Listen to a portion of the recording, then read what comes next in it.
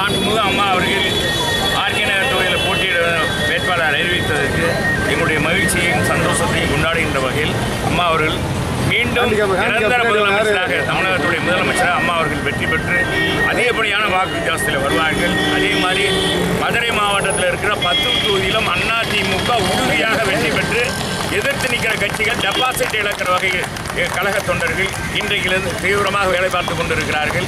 எங்களுக்கு மிகப்பெரிய மகிழ்ச்சி அம்மா அவர்கள் ஆர்கே நகர் தொகுதியில் போட்டியிடுவதை அறிவித்த உடனே எங்களுக்கு மகிழ்ச்சியாக இருக்குது. அதுக்காக இங்கே மாவட்ட கழகத்தின் சார்பாக எல்லோருக்கும் ஸ்வீட் வழங்கியிருக்கோம். நன்றி.